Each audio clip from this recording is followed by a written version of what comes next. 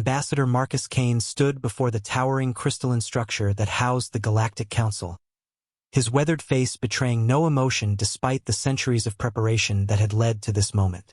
Behind him, the sleek Earth vessel Prometheus hummed quietly in the docking bay, its hull bearing the scars of the long journey from the outer rim of the galaxy to this seat of cosmic power. The council chamber stretched impossibly high, its walls pulsing with bioluminescent patterns that translated the thoughts and emotions of the assembled delegates. Representatives from over 3,000 species filled the amphitheater-like space, their forms ranging from the graceful, tentacled Vorthak to the crystalline Zenthians whose bodies chimed softly with each movement. High Counselor Zirith, a being of pure energy contained within a geometric lattice, spoke with a voice that resonated through quantum frequencies. The species known as humans has petitioned for inclusion in our council. After deliberation spanning 57 standard cycles, we have reached our decision. Kane felt the weight of Earth's 4 billion inhabitants pressing on his shoulders. Humanity had spent 3 centuries preparing for this moment, developing faster-than-light travel, establishing peaceful contact protocols, and demonstrating their technological prowess.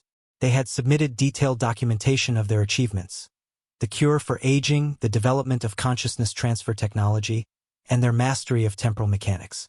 The petition is denied, Zirith announced, the words rippling through space-time itself. Humans demonstrate excessive aggression, territorial expansion, and a disturbing propensity for rapid technological advancement. Such traits pose a potential threat to galactic stability. A murmur of agreement swept through the assembly.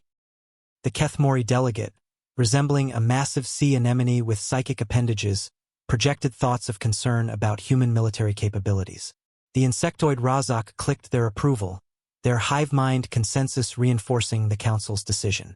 Kane stepped forward, his voice carrying clearly through the chamber's translation matrix. Honored counselors, we understand your concerns. However, I must inform you of something crucial before we depart. The chamber fell silent, even the ambient energy patterns dimming to focus on the human representative. Earth's government anticipated this possibility, Kane continued, his tone remaining diplomatic yet carrying an undertone that made several species shift uncomfortably. We've prepared accordingly.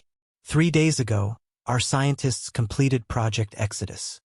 He gestured, and a holographic display materialized, showing Earth's solar system.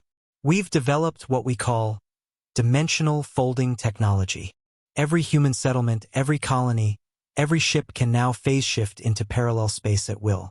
We become undetectable, untouchable, but capable of observing and moving freely through your territories. The Vorthak delegate's tentacles writhed in agitation. Impossible. Such technology would require temporal manipulation combined with quantum consciousness transfer, Kane finished. Yes, we know it seems impossible. That's precisely why we developed it. High Counselor Zirith's energy patterns flickered with what might have been concern. You would use this technology for espionage? Kane's expression hardened slightly.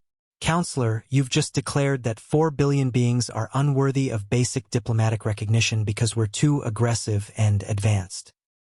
You've essentially told us we're too dangerous to exist in normal space. He paused, letting the implications settle. So we won't. The chamber erupted in chaotic communication as delegates conferred in panic. The reality of Kane's words sank in. Humanity would become ghost-like observers, present everywhere but visible nowhere, with technology beyond current galactic understanding. However, Kane raised his voice above the din, there is an alternative. The noise died immediately. Grant us our seat on the council, treat us as equals in this galactic community, and we'll gladly share our innovations. Refuse. He let the word hang in the air like a blade. Well, you'll never know where we are or what we're planning. But we'll know everything about you. Kane turned toward the exit, his footsteps echoing in the suddenly silent chamber. You have 24 hours to reconsider. After that, humanity phases out of your reality permanently. Good luck maintaining galactic stability when you can't even detect one of your most dangerous species. As the chamber doors sealed behind him, Emergency sessions began across all council networks. The vote for humanity's inclusion was scheduled for the next morning. Sometimes, Kane reflected as he boarded the Prometheus, the most effective diplomacy came with the quiet promise of consequences too terrible to ignore.